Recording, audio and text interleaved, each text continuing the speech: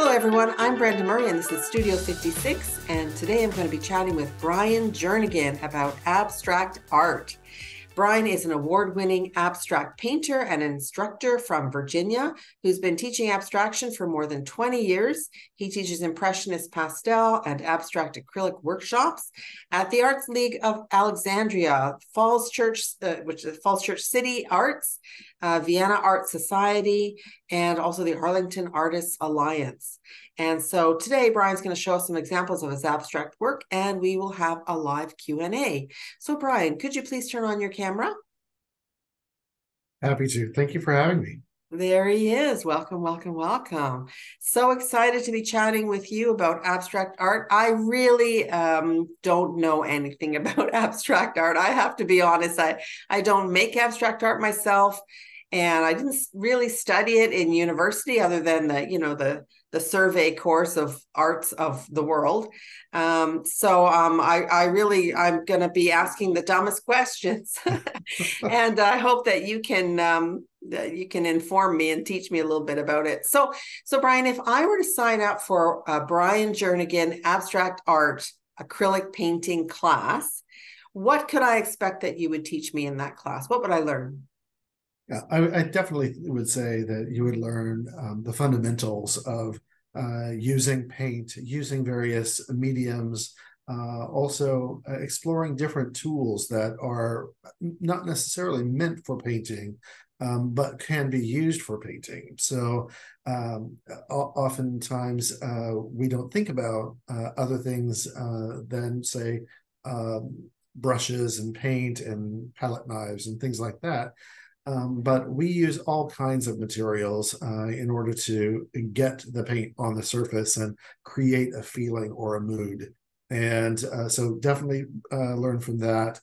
Also substrates. So sometimes we work on paper, sometimes we work on canvas, other times we work on something called wood panels, which is my particular favorite. So a lot of exploring the materials. We do a lot of exercises in that class to loosen you up, but also to focus on a particular topic, which is something that I like to do just to get people involved with the principles of art. So composition, value, color theory and knowledge, and then maybe a little bit of line work. I think that oftentimes is used as a directional device in abstraction. And then how to finish off work, because for those of us who come from a representational background, it's easy to know when you're done. But with abstraction, it's a little more challenging because what you're creating is being created from nothing. So it's a really great way to get the nice foundation of abstraction. Okay. So is there sort of a question that you ask yourself when after you've been working on a piece for a while, to say to yourself, okay, am I done? So I imagine it has a lot to do with your vision for the project and whether you have accomplished that or whether the project kind of took a life of its own and went off. That's right. Yes, exactly correct. So a lot of times we have in our minds, we kind of have a vision of where we want to go, what things should look like, and 9 times out of 10 in abstraction, what we end up with looks very little like what we have in our head. And oftentimes that's actually just part of the process.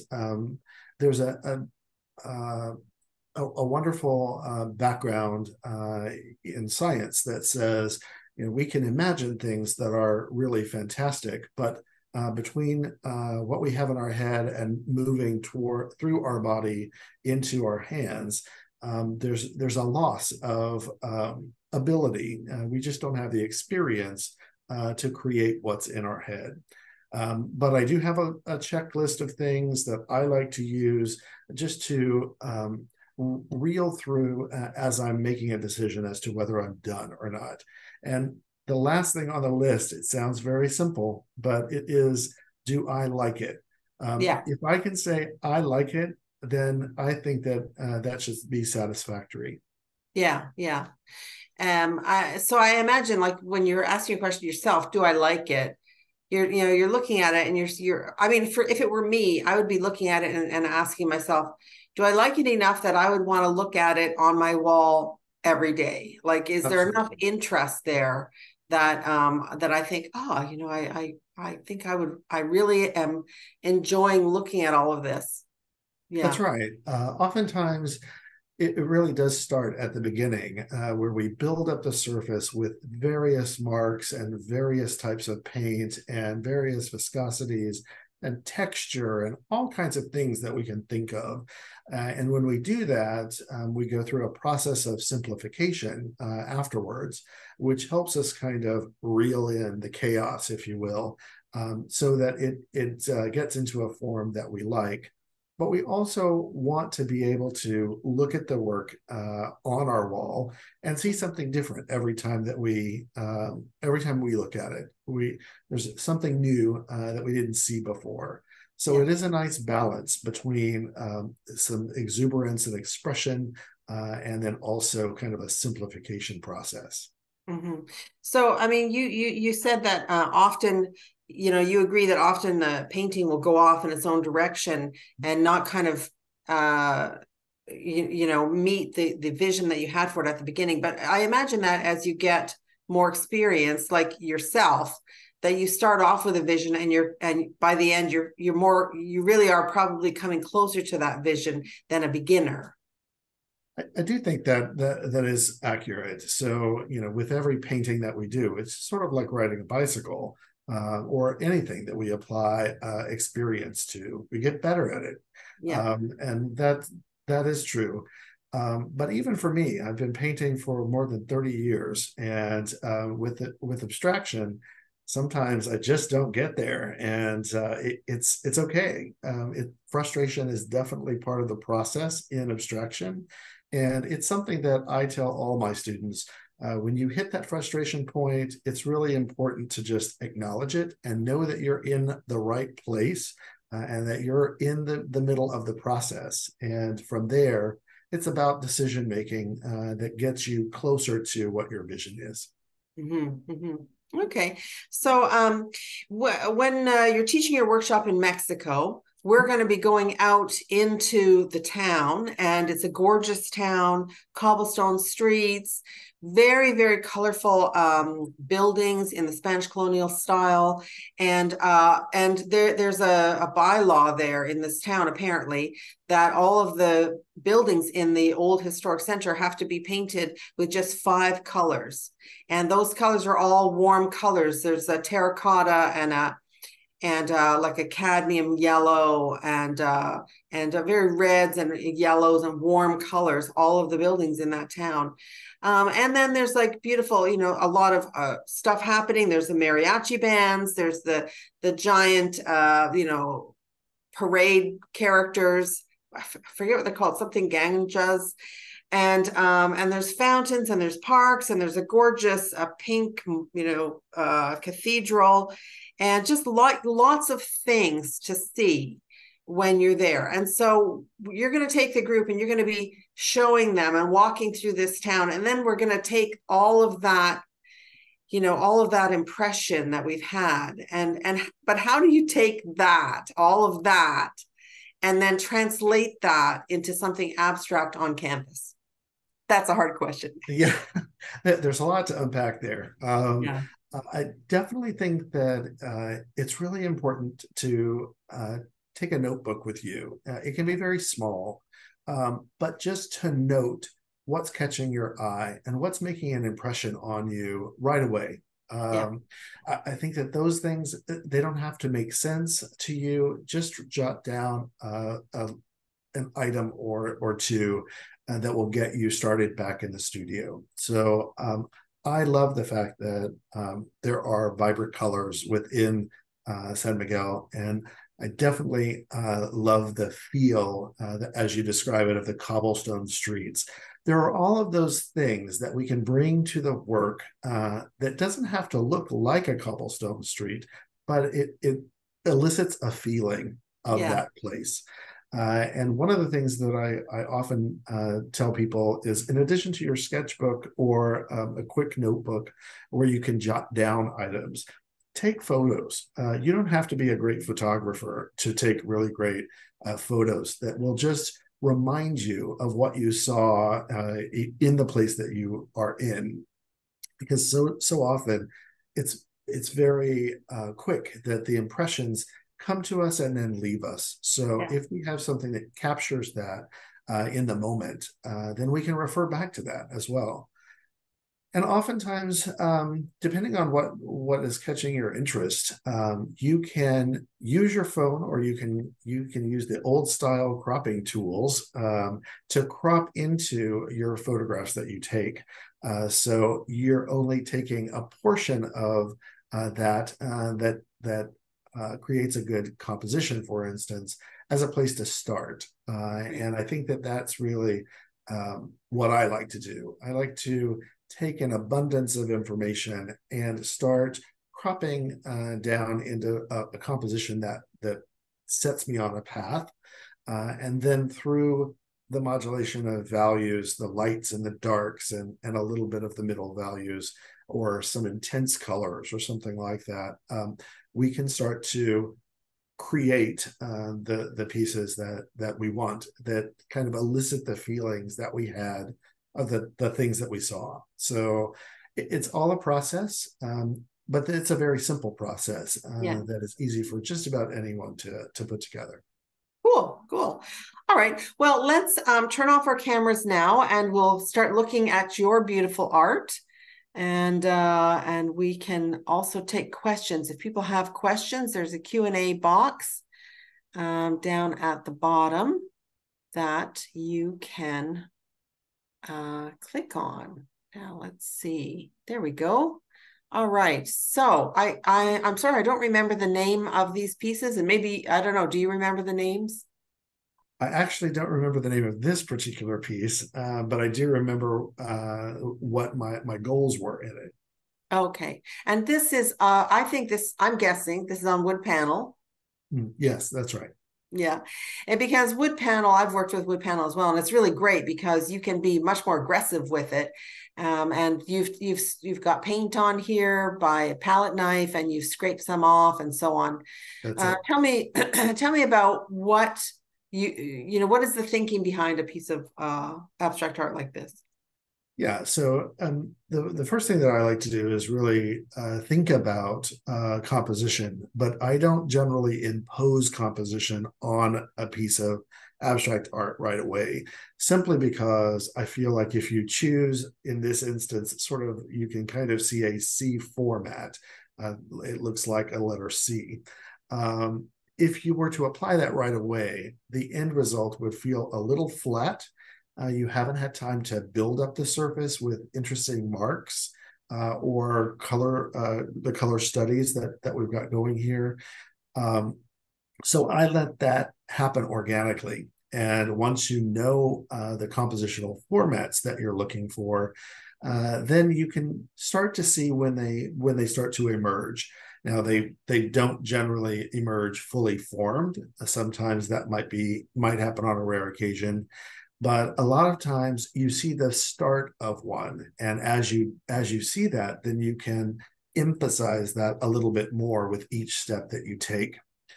I also think it's really important here. You can tell that there's definitely what I call the loud conversation, which is this vibrancy of the pink and the orange. But you also see a background, which I call a quiet conversation, or something that's very calm. And you need to marry those two together and build them up at the same time, because while we all like to look at really vibrant colors and marks and things like that, the quiet areas are just as important. So if you can work them both at the same time, and then build up those quiet areas where they are not flat, but there are things just bubbling under the surface, then they become just as important. That background becomes just as important as the louder conversation that you have going on what we call the top plane. So to me, this is a great example of that loud, quiet conversation. You see both, but both are equally interesting for different reasons. I was thinking about negative and positive space. Mm-hmm. And I think in my mind right away, I think, okay, the white is the negative space and the color part is the positive space. Mm-hmm. And I thought, well, I wonder if the reason that is because either the white is going right up to the edge, like a Mm. blank piece of paper, or because, you know, we think of white sheets of paper. Like, I mean, in order for the white to be the positive space, it would probably not have to be touching the edges. Is that right? Right. That's right. Yeah. Okay. Interesting. All right. So this is, they're not going to be able to see the edges so well, I think, because it's black at the edges, but it is a rectangular shape, sort of like you know, like a 8.5 by 11 sheet of paper. So it is a rectangular shape, and the orientation is portrait. Um, and so when you're starting off a painting like this, where do you start? Yeah. So what you're seeing here is mainly a dark shape that has been imposed on a lot of vibrancy. You've got that rich orange and yellow that is in the background, and then you also have that beautiful kind of cool but kind of shocking bit of blue as well. This painting is called Riyadh, and it was actually a response to some time I spent in Marrakesh, Morocco. It was amazing there. They have a lot of within the walls of the city. They have a lot of tall buildings, and they also have market areas throughout the inside of the city, the old city part, and I was really taken by all of the spices that were there, and they build them up in cones as a means to draw people in.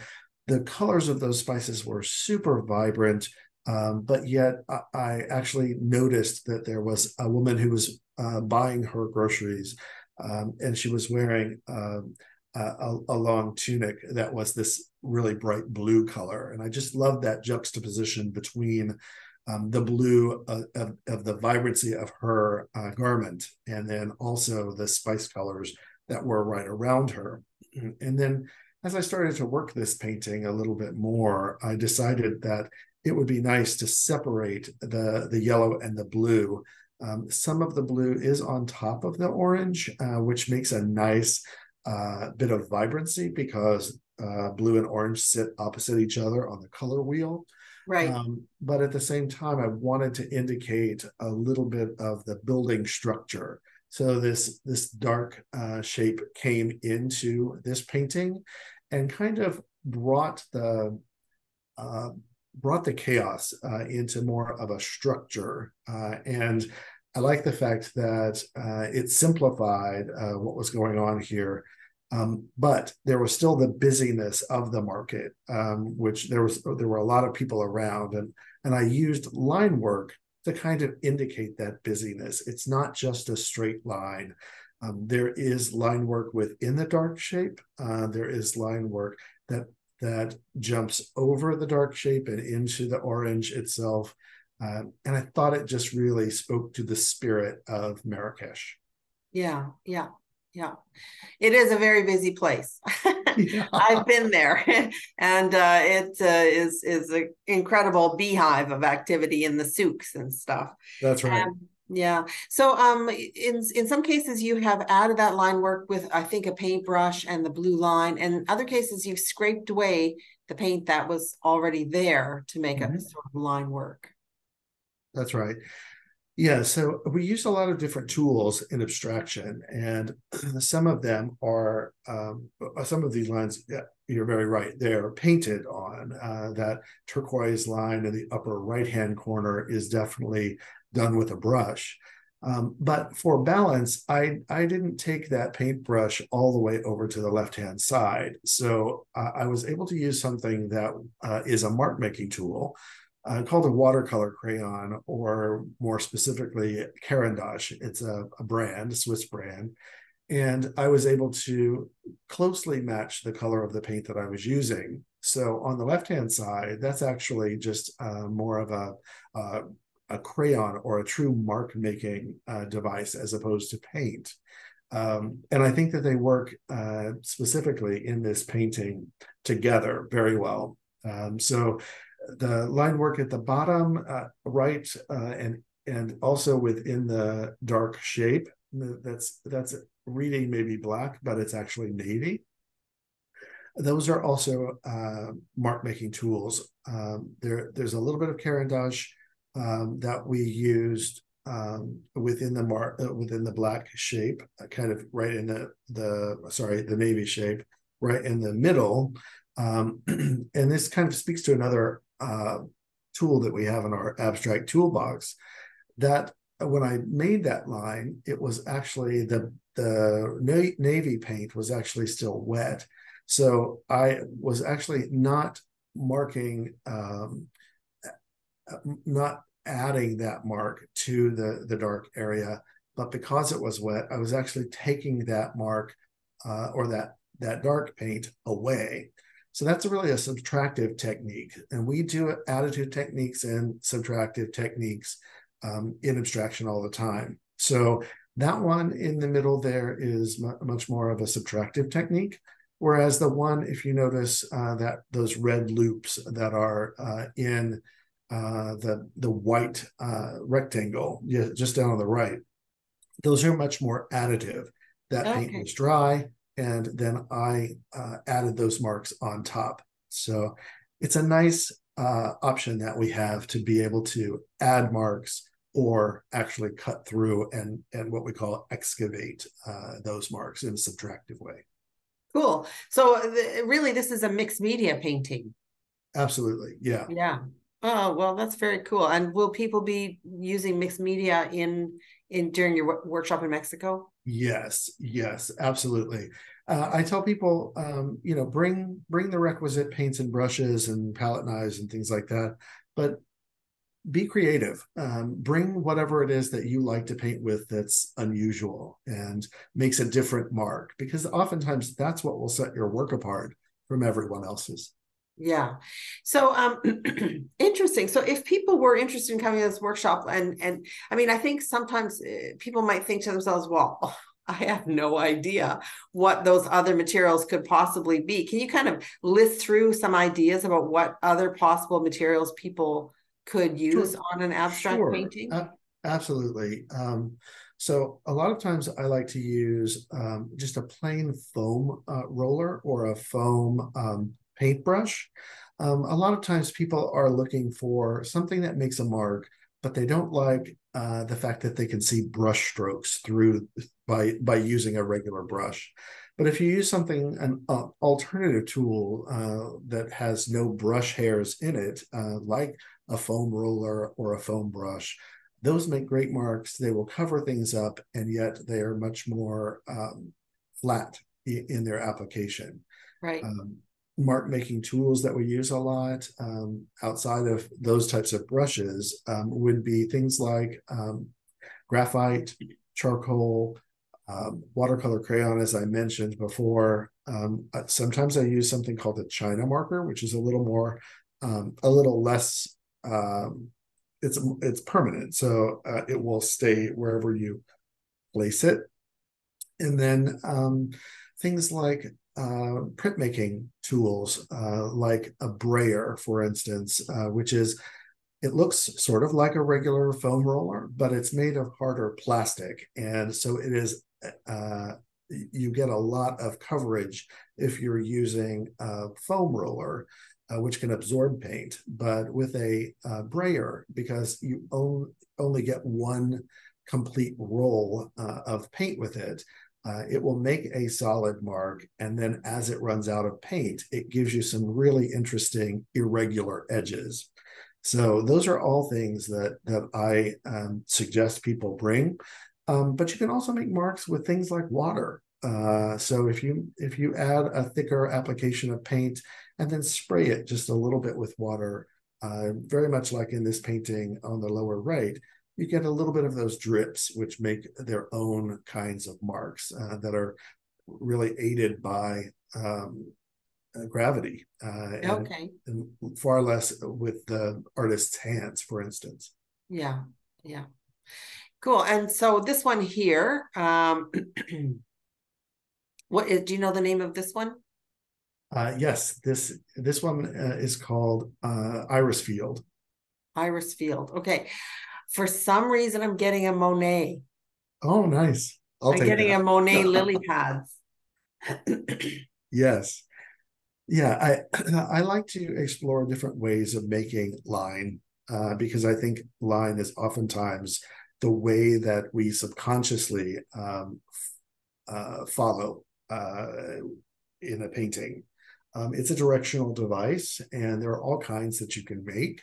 And I like to explore what those could look like within the span of the same painting. So there are lines here, very much like this one, where they're everybody's hand makes a different mark. So for me, I can make staccato lines or kind of scratchy marks and things like that. But I can also make loops that I feel like look natural. Sometimes we're either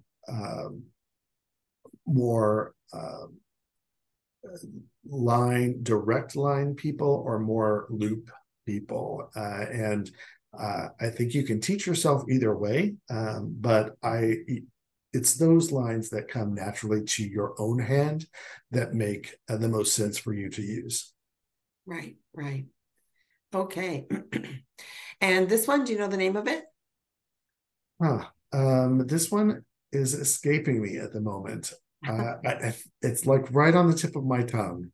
Wow. I don't And remember so the how name. many layers would you have painted on this one? Yeah, you'll notice that there are quite a number of colors that are sort of bubbling just underneath the surface. Yeah. And that's what I talk about. We often do something called play, contemplate, and resolve. And in that play stage, we're really just using whatever colors we want with whatever marks and whatever tools we want to use. And there's oftentimes a lot of different colors that just peek through on the finished work.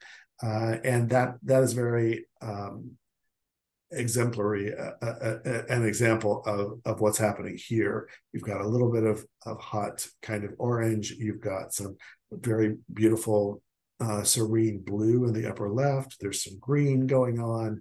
And then there are lots of neutrals, and there's a little bit of yellow I see on the right-hand side.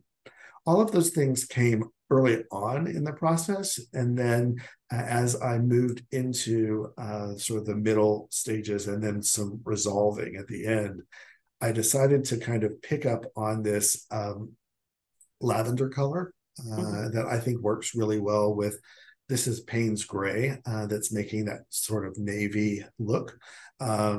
And I thought that they worked really well together. So even though in the original play stage, I used a little bit of this lavender, I actually also brought it back in the finishing stage as a means of knitting together the various layers that are in this painting. So it's a nice way to connect and integrate a painting to make it feel like it's all created all at the same time.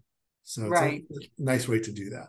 I think one thing this painting does for me is it makes me really curious to know what is behind the neutral grays. That's I'm just right. looking, my eye is going towards that orange in the background, thinking, what was behind there?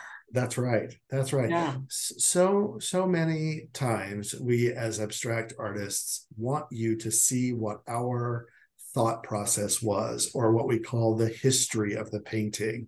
And a lot of times we start very bold and bright and maybe even garish with the colors that we choose, only to sort of cover them up a little bit. And we let a little bit percolate up through the finished layers to do exactly what you say, which is just sort of give non-artists who are viewing the work a little bit of a glimpse into what came before. And I think that this orange is really beautiful in this amount. But when I first started this painting, it was all over the place and it was really screaming. So I don't think anybody could live with that too much in their home. So Yeah. I like to just give clues as to what came before without going too dramatic on the color. Cool. So, people, if you have a question for Bryan, maybe even a more intelligent question than what I'm asking, please type it in the Q&A box and we'd be happy to answer it. And thank you, Wendy, for popping in. So here we have another gorgeous painting. And how was this one accomplished? Did you use that foam roller that you talked about? Actually, this was done with a brayer. So you can see that over time, I had layered this painting up and then chose to cover up a little bit at a time. This also speaks a little bit to what I like to talk about as the abstract spectrum.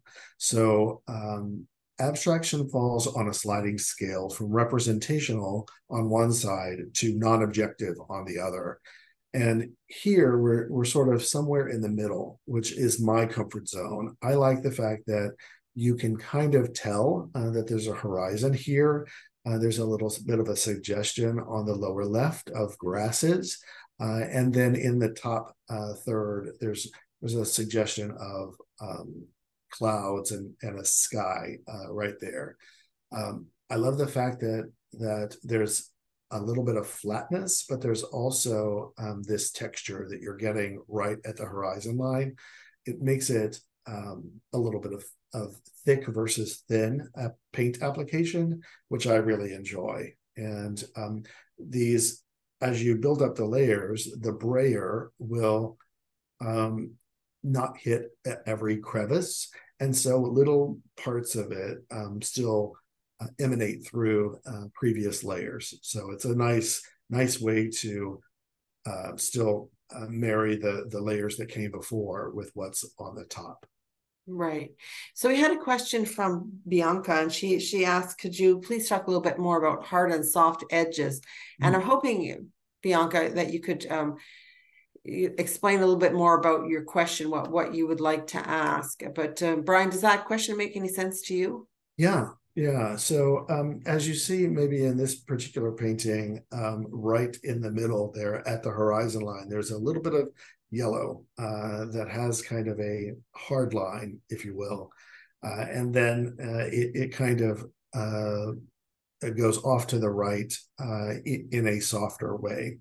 And I personally like when you can marry two colors together or a line that starts as kind of hard and then can end in a softer way. It makes that more interesting to look at. It's not quite so geometric. I think that a lot of us as abstract painters either fall into one of two camps. We're either very geometric or we're more organic on the organic side. So Right. I would say that if you are a geometric painter, lean into that because that's clearly your comfort zone. But for me, I like to add a little bit of both because I think that it creates a nice array of differences that we can get within the span of the same painting. Okay, cool. All right. And I have another question here. And I'm just going to skip ahead. Oh my goodness, Bryan, this one, I love this one. I Thank love you. the brightness of it. Yeah. Avi is saying that he says that or she, I'm sorry, I don't know the name, is it's very interesting, extremely interesting, but he says he does not understand any of the paintings. How do I get out of conventional classic art understanding into abstract art way of thinking? Yeah, I think we do some exercises in the classes that I teach and the workshop that I'll be teaching in Mexico about stepping away from overthinking. And not that that is a bad thing, but a lot of times in abstraction, there is a time when we try not to think and we're just applying the paint in various ways. And then little by little, we kind of taper off of that kind of anything goes mentality into something that is a little bit more considered. And in doing so, we are trying to pull back a little bit and simplify. So a lot of times I will give people, for instance, I will tell them to close their eyes and pick a tool that I've laid out in front of them that they don't see. And in doing so, they don't have any choice but to make marks with what they have. So a lot of times that takes you out of this idea of, this paintbrush makes a certain mark, and that's where I have to stay. Other times, it can be as simple as a different type of brush hold that you're not used to. Right. A lot of times we tend to paint choked up closely on the brush, and I encourage people to hold the brush at the very tip end, and then that way you make looser, more expressive marks. Mm-hmm. I really like this one a lot, and I'll tell you why I like it. I like it because I like these lines. I'm these lines up here in the top left corner really appeal to me. And Yes. I like the blue lines here. And I like that whole contrast between this very vibrant orange and this gorgeous blue in the background. And I like it how this looks like it's the blue is like a sheet of paper that was ripped away, and this dark is what's underneath. And then I love the white contrast that's here with this little bit of black or dark color in the background. So all of these things really appeal to me. And so if I had this painting hanging in my house, I think I would look at it for quite a long time. I would enjoy looking at all the different marks that are on there because I think it's interesting. I just find it, an interesting painting to look at. I really like it a lot.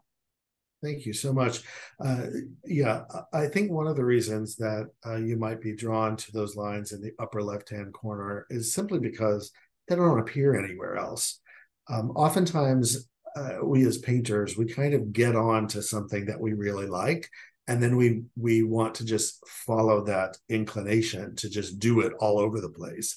And oftentimes, if you hold back just a little bit, you can really retain the power of those marks simply because they don't appear anywhere else. And in doing that, it makes it very rare and a very special within the terms of this painting. So those are kind of the things that you have been pointing out are things that don't really occur in other places. And I think that that's what makes it interesting, because we definitely need, regular old brush strokes. I think that that's really important. But if we can develop a physical vocabulary to make thicker marks or something that is juxtaposed nicely against something that's much more organic, then those differences are creating that interest that you're picking up on. And that's really what we're trying to do in abstraction, is just communicate those types of feelings that we have within our means, within the span of the canvas. Right. So cool. All right. If anyone else has any more questions, you can type them in the Q&A box. And, I meant to keep track of how many paintings we had looked at, and I've definitely lost track. So we're going to come to the end, and I'm going to go, oh, I guess that's the last one. Sure thing. So this one, do you remember the name of this one?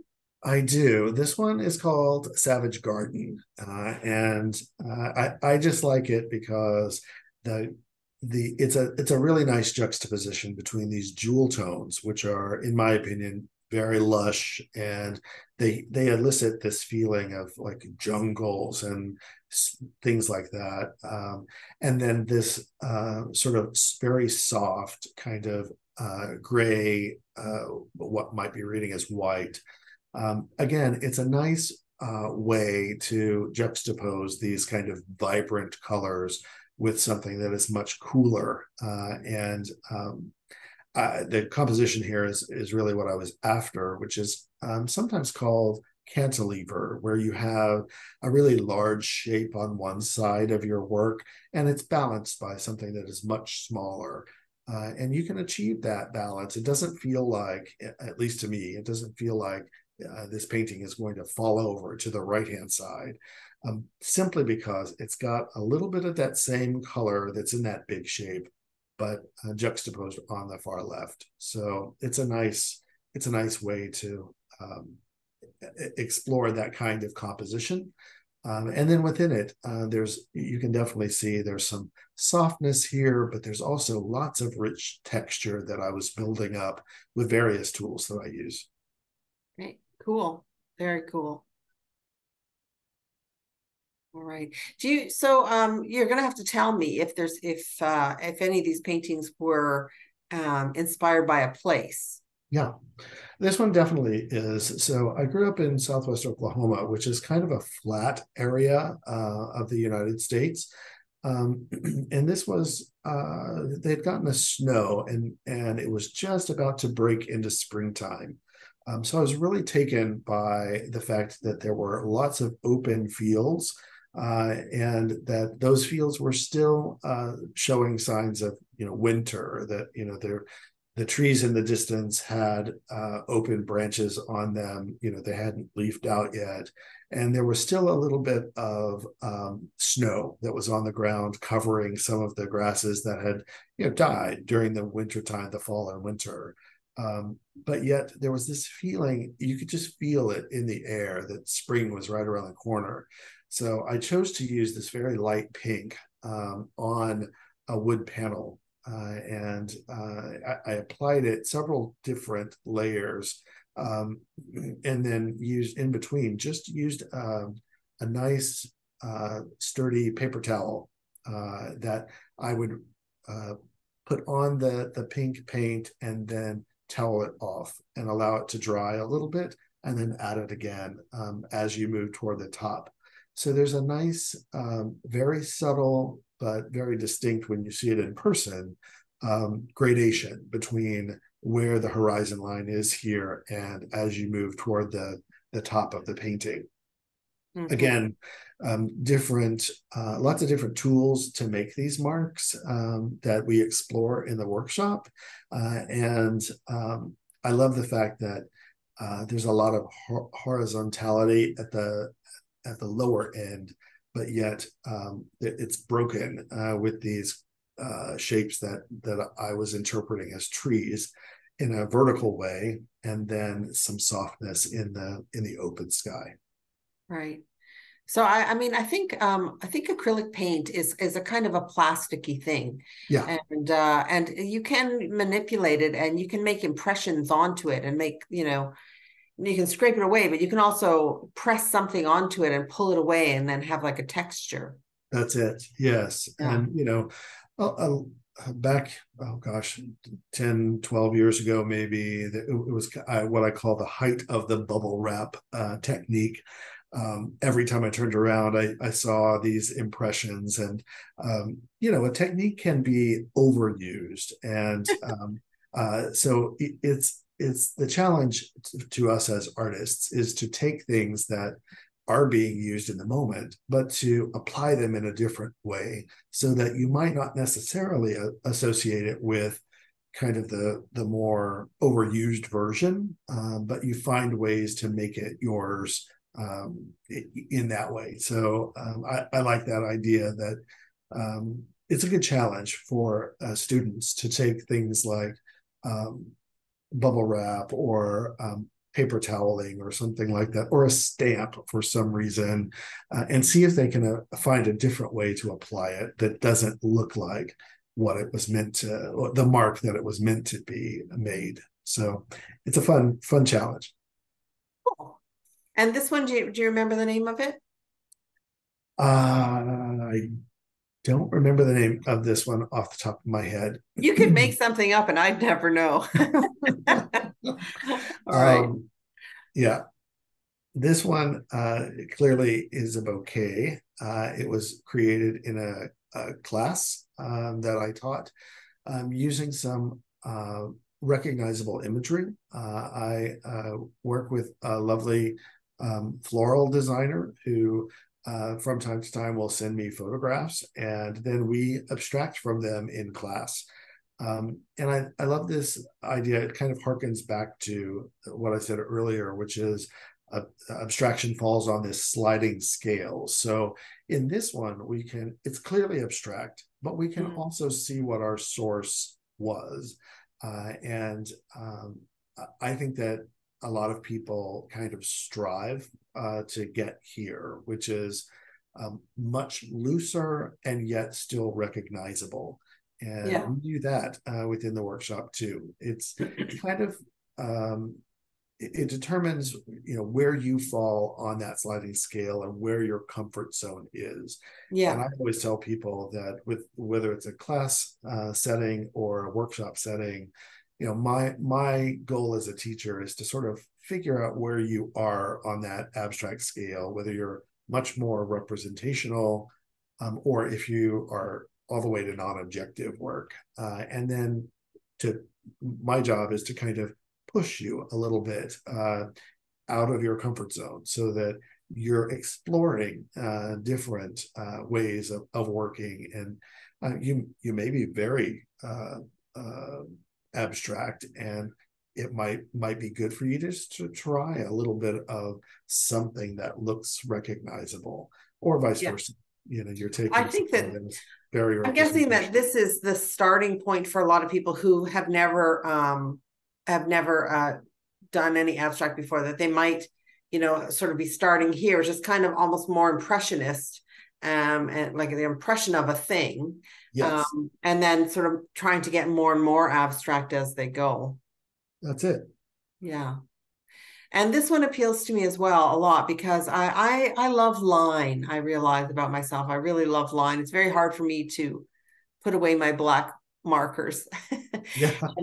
and not use line when I'm drawing something. And so for an abstract painting, there's something about the line of this that really captures me. Thank you. Yes, this one was done also from a photograph. I was lucky enough to be able to spend some time in Venice, and their buildings are, beautiful, very rustic, rich tones. And then, I took a quintessential photograph of Venice with laundry lines outside hanging. And I wanted to interpret that. I wanted to get things that were not so literal, but also things that if I told you, this painting is called Laundry Day, Venice. And just by looking at the title, I'm hoping that these shapes, you can associate them with billowing laundry on a line, and maybe in the upper right-hand corner, there's an open window there. And it's a fun one. The right in the middle there with the orange and blue, that's a typical idea of what a brayer can do for you. It has these lovely irregular edges on it, and I love that kind of textural application. Well, now that you've told me the title, I can totally see it. But I wouldn't have seen it before if you hadn't told me. Right. Yeah. So I know you only have a couple minutes left, and I'm not sure how many more paintings we have. So this one is called Watch Out for Deer. Okay. It's actually very tongue-in-cheek. Growing up, my parents spent some time in Florida, and on the drive down, the moment that we got into Florida, we would always see these signs that said "Watch out for deer." And as I was working this particular painting, which is much more heavily textured, it's also done on a wood panel, so you can achieve that type of texture that you might not be able to get on canvas, for instance. And this animal started to appear, and I think you might be able to see it with the head in the upper right-hand corner, and then kind of moving away from us, but through maybe a stand of tall grass or trees or something like that. And it just became very clear to me that was not something that I had in mind, but I happened to see that shape start to emerge from what I had worked on, and I decided to follow that. And then the title came almost right away to me as a means of just thinking about where I grew up in when I was younger. Okay, so we have reached the end of your time, Bryan, and I want to respect your time. So I'm gonna finish up there. And if you could turn your camera back on, thank you so much. I don't want to make you late for your next meeting, but thank you so much for chatting with us today. I really enjoyed it. I learned a lot, and it was inspiring, really, to see, your work and how the thinking process that you go through. And people, if you're interested in learning more about abstract acrylic art and would love to take a nice, wonderful vacation in a warm location in Mexico in February, you are invited. Tickets are available for a few more weeks. We're going to be closing, I can't remember now the date, but it's in September. We'll be closing registration. So if you're interested, come along, you're invited, and you will learn a lot. You'll be challenged, you'll have a great time, and you'll be immersed in abstracts, acrylics, Mexican culture. It's going to be super fun. So for more information about that, you'll find on our website, www.studio56boutique.com. There's a pull-down menu called Travel Workshops, and all the information's there. And you can also get in touch with me, and I'd be happy to chat with you about Bryan Jernigan's San Miguel de Allende, Mexico Vacation Workshop. So for our announcements, we have other upcoming free demos and interviews. Watercolor artist Ron Stoke is going to be doing a free demo on Tuesday, September 12th. Hazel Sohn will be doing a paid live workshop called Paint a Cafe Scene on Saturday, October 7th. We'll be doing a free interview with watercolor artist Ray Andrews on Tuesday, October 17th.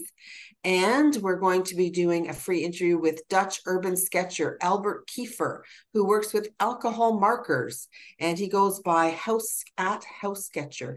And we're going to be doing that free interview on Tuesday, November 21. So if you're interested in any of those free interviews, free demos, or that paid workshop, go to www.studio56boutique.com, and there are pull-down menus from there. Also, we have some vacation workshops coming up. We're really excited. Kosha Kuna, the co-founder of Sketchbook School, is going to be teaching in Malta in November. Registration closes Friday, and I have one ticket left. One ticket. February, Stephanie Bauer will also be in Mexico in March. Alex Hilkertz will be in Provence in April teaching, and Ron Stoke will be in Tuscany in April. And Renata Lahal will be in Venice in May. So if you're interested in any of these things, please subscribe to our monthly newsletter. And you can do that by visiting the website, www.studio56boutique.com. And there'll be a pop-up there where you can subscribe. Thank you so much, Bryan. Thanks so much for having me. I so appreciate it, Brenda. You're welcome. Take good care. We'll see you soon. Have a good day. Bye. Bye, everyone.